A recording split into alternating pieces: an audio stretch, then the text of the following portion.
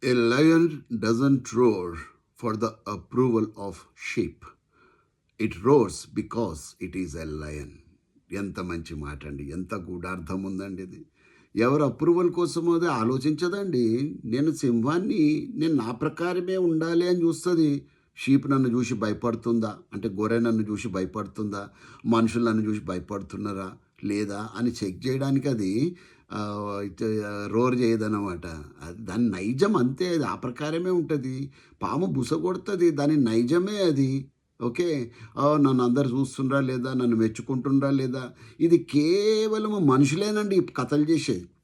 ఎవరు అప్రూవల్ కోసమో చేస్తూ ఉంటారు. బాస్ని ఇంప్రెస్ చేయాలనేసి ఆయన ముందున్నప్పుడు ఒక లెక్క, వెనుకున్నప్పుడు ఒక లెక్క. అయ్యా జనాల్ని ఇంప్రెస్ చేయాలి.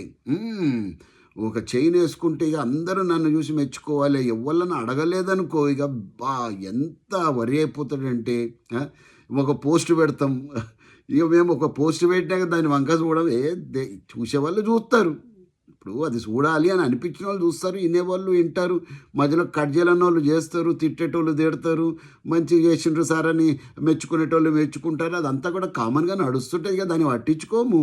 Because why I'm doing programmes, because ఇది నా నైజం అంతేగా. ఎవరు అప్రూవల్ కోసమో, ఎవరో నన్ను మెచ్చుకోవాలనేసో సూపర్ ఓకే, మీ ప్రేమ అన్నది ప్రకటిస్తారు, చాలా సంతోషం. It works like an encouraging tonic.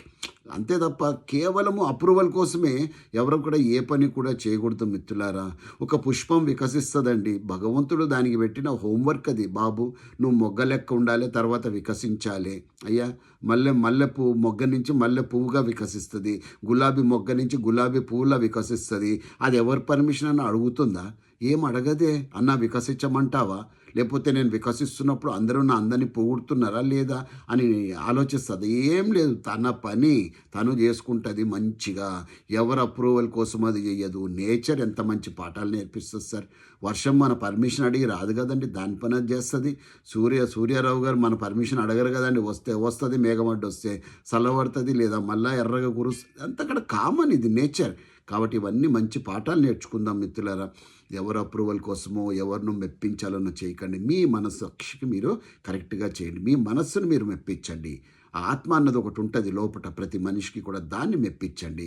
I wish you a happy life. ప్లెజెంట్గా ఉండండి, లేనిపోని టెన్షన్లు పెట్టుకోకు లైఫ్లో, దయచేసి చెప్తున్నాను.